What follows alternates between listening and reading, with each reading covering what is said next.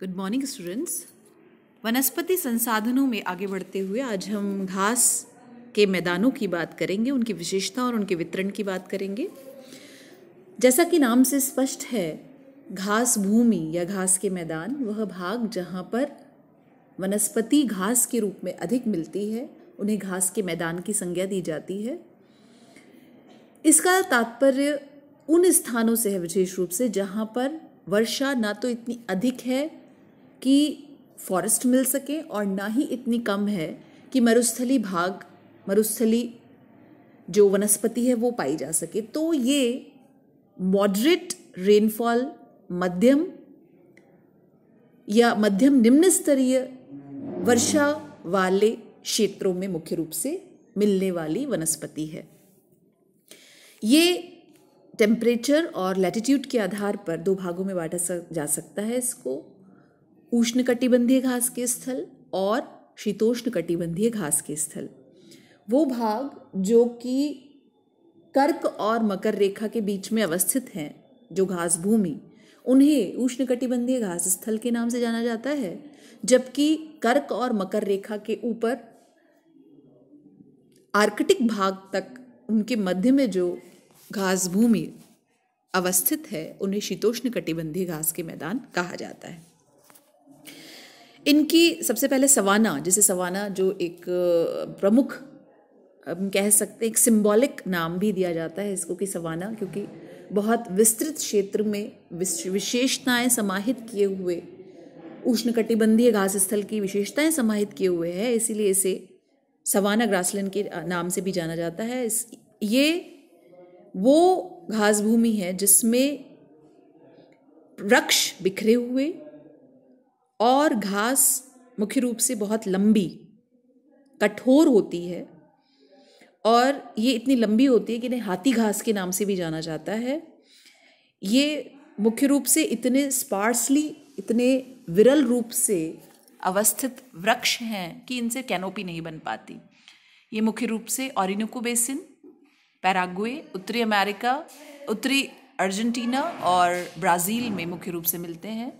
इनकी अन्य प्रजातियां, जो मुख्य प्रजातियां हैं, अकेशिया इसके अंतर्गत प्रमुख है, और जहाँ पर तुलनात्मक रूप से वर्षा कुछ ज़्यादा है वहाँ पर छोटी घास मिलती हैं, शेष क्षेत्रों में ये बड़ी घास के रूप में पाई जाती हैं।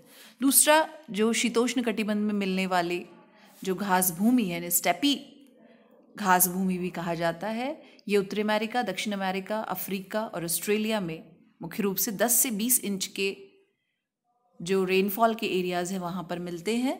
इनमें ट्रीलेस यानी कि वृक्ष रहित घास भूमियाँ पाई जाती हैं। ये मैप मुख्य रूप से अगर हम बात करें तो दोनों ही जो कर्क और मकर रेखा के बीच जो सवाना ग्रासलैंड और स्टेपी ग्रासलैंड है, उन दोनों को अभिव्यक्त करता है। इसमें मुख्य रूप से जो मध्य भाग अगर हम देख रहे हैं तो जो मध्य भाग सवाना का है, इसके अलावा ईस्ट अफ्रीका का भाग जहाँ पर ग्रासलैंड्स मिलते हैं, और ये जो भाग हैं जहाँ पर उष्णकटिबंधीय तापमान अधिक है और वर्षा कम है, वहाँ पर ये घास भूमियाँ मिलती हैं। इसी तरह से अगर दूसरे दृष्टि से अगर हम देखें तो यहाँ पर शीतोष्ण कटिबंध में प्रेरीज, स्टेपीज जो मंगोलिया में, यूरेशिया में, पैंटागोनिया में, दक्षिणी अफ्रीका वेल्ड ग्रासलैंड और साउथ ईस्ट ऑस्ट्रेलिया में, न्यूजीलैंड में मुख्य रूप से ये घास भूमि मिलती हैं। तो इनमें मुख्य रूप से फ़र्क लैटिट्यूड का यानी अक्षांशीय विस्तार का है, किन अक्षांशों पर ये अवस्थित हैं, और इनकी कैरेक्टरिस्टिक में, क्योंकि तापमान सवाना ग्रासलैंड में ज़्यादा है इसीलिए ये कोर्स होंगी, कठोर होंगी, अधिक लंबी होंगी, जबकि और ये चारागाह के लिए उतनी उत्तम नहीं मानी जाती, उनमें न्यूट्रिएंट कम है। जबकि हम अगर स्टेपीज, प्रेरीज, पंपाज, वेल्स और न्यू कैंटरबरी जो न्यूजीलैंड के भाग में है, इनकी बात अगर हम करते हैं तो ये शीतोष्ण कटिबंध में पाई जाती हैं, तापमान यहाँ पर कम है, जिसके कारण ये नर्म घास हैं जो कि चारागाह के लिए, और विशेष रूप से यहाँ पर चर्नोजिम प्रकार की मृदा मिलती है जो कि बेहतरीन घासों के लिए जानी जाती है, और इसके कारण इसमें उत्तम न्यूट्रिएंट्स, उत्तम पोषक तत्व मिलते हैं जो कि चारागाह के लिए बहुत ही उत्तम माने जाते हैं। तो ये जो सारी क्वालिटीज़ हैं, इन दोनों का कंपैरिजन अगर हम देखें, कंपैरेटिव अगर स्टडी करें, तो यहाँ हम देख सकते हैं कि ये जो घासें हैं ये लंबी हैं। यहाँ पर ये स्पष्ट है कि लंबी है, ये सवाना ग्रासलैंड है, जबकि ये छोटी घास हैं और इनमें न्यूट्रिएंट क्वालिटी भी बहुत अच्छी है। ये स्टेपीज़ प्रकार की जो घास भूमि वहाँ पर मिलते हैं।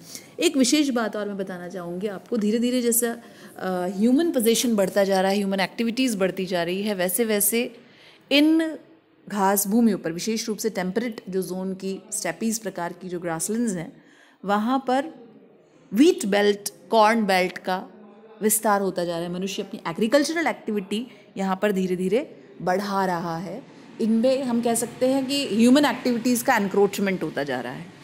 तो ये एक दोनों का कंपैरेटिव फीचर है। यहाँ पर ये कंपैरेटिव इनकी कैरेक्टरिस्टिक्स की अगर बात करें तो ट्रॉपिकल ग्रासलैंड जिन्हें सवाना और ब्राज़ील में कंपोज भी के नाम से जाना जाता है।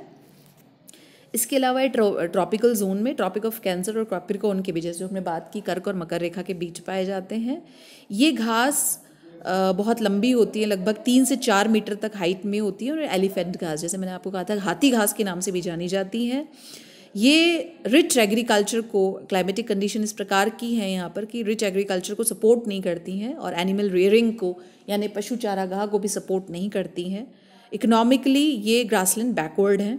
इनमें शेर, चीते, हाथी, जिराफ, जेब्राज आदि प्रमुख जो जीव जंतु हैं वो पाए जाते हैं। अगर हम शीतोष्ण कटिबंधीय घास भूमि की बात करें तो ये प्रेरीज उत्तरी अमेरिका में, पम्पास साउथ अमेरिका में, डाउन्स ऑस्ट्रेलिया में, वेल साउथ अफ्रीका में, और स्टेपीज यूरोप में मिलते हैं। ये मिड लैटिट्यूडनल जोन्स में जो कंटिनेंट के आंतरिक भाग में मिलते हैं। ये घास मुख्य रूप से छोटी और जूसी होती है। इसका जो क्लाइमेट है उसकी वजह से ये शुष्क नहीं है, इनमें जूस होता है, जिसके कारण ये कैटल फूड के लिए बहुत ही सुटेबल है, बहुत ही न्यूट्रिएंट है।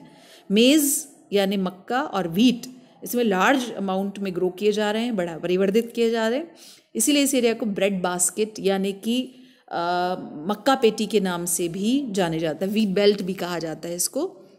यहाँ पर wild ass, antelopes, horses, kangaroo और रेप्टाइल्स, रेंगने वाले जो जीव जंतु मुख्य रूप से यहाँ पर पाए जाते हैं। ये जो मैप है ये इसका रीजनल जो क्लासिफिकेशन करता है। यहाँ पर हम देख सकते हैं ये वेनेजुएला और कोलंबिया में लानोज जो क्षेत्र हैं, लानोज और कैंपोज जो लानोज का पार्ट है, यहाँ पर पैराग्वे और उरुग्वे अर्जेंटीना के पार्ट में भी हैं, यहाँ पर अर्जेंटीना में भी हैं, और अफ्रीका के मध्य भाग में कैंपोज मुख्य रूप से, और कुछ भाग जो भारत के इंडोनेशिया के सराउंडिंग के पार्ट में हैं, वहाँ पर भी कुछ घास भूमियाँ देखने को मिलती हैं। यहाँ पर जो ये मैप जो प्रदर्शित करता है वो अफ्रीका के सवाना के पार्ट को बताने के लिए है कि देखिए क्या है कि सवाना रेन फॉरेस्ट और डेजर्ट के बीच का एक मार्जिनल पॉइंट है, यानी कि कहीं भी वर्षा एकाएक, यहाँ पर आप देख सकते हैं कि मध्य भाग में जो कि इक्वेटर का पार्ट है, 0 डिग्री 5 डिग्री से उत्तर दक्षिण के बीच का भाग है, यहाँ सूर्य की किरणें सीधी पड़ती हैं, इवेपोरेशन होता है, वाष्पीकरण होता है, और पर्याप्त मात्रा में वर्षा होती है रोज़। तो ये हॉट और ह्यूमिड जोन है। लेकिन और इस उत्तरी और दक्षिणी भाग डेजर्ट एरिया है, कालाहारी डेजर्ट और सहारा डेजर्ट की अगर हम बात करते हैं तो यहाँ अवस्थित है, यानी वर्षा कम हो गई है, जो हम कह सकते हैं कि उच्च वायुदाब की पेटी का क्षेत्र आ जाता है, जिसके कारण एयर प्रेशर बहुत ज़्यादा है, हवा ऊपर नहीं उठ पाती और वर्षा नहीं हो पाती यहाँ पर।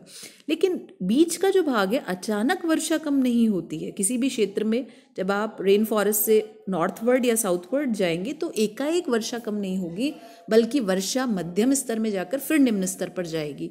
तो ये जो मध्य स्तर का जो भाग है ये ग्रासलैंड को सपोर्ट करता है, वो घास भूमि को सपोर्ट करता है, इसीलिए यहाँ पर सवाना ग्रासलैंड डेवलप हो पाए हैं। और इसी तरह से जो हम बात कर रहे हैं टेम्परेट जोन की, टेम्परेट जोन में जो ग्रासलैंड्स हैं इनमें यहाँ पर जो यूरोप की बात हम मुख्य रूप से कर सकते हैं, यूरोप में यहाँ पर जो स्टेपीज़ का भाग है, यूरेशिया का भाग जो हम कह सकते हैं, और इसी तरह से अमेरिका का जो बीच का भाग है ये प्रेरीज है। ये दक्षिणी भाग जो दक्षिण अमेरिका में है पंपाज का क्षेत्र आ जाता है।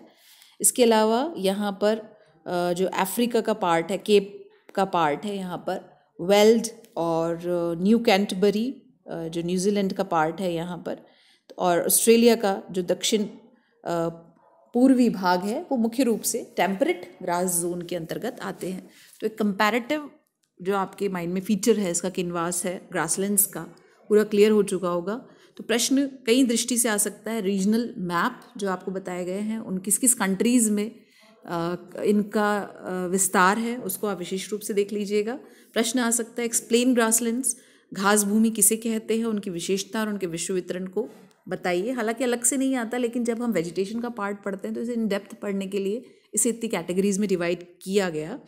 और अगर विश्व मानचित्र में आता है तो ये बहुत ही प्रोमिनेंटली फ्रिक्वेंटली आने वाले प्रश्न हैं कि prairies, steppes, velds, pampas, savanna और लानोज ग्रासलैंड का लोकेशन आप बताना होगा आपको।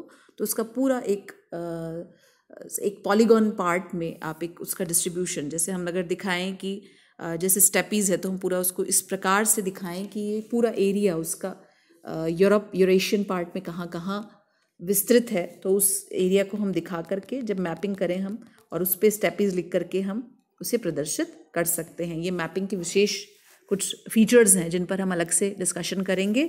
तो ये आप नोट्स बना लीजिए। Thank you and take care.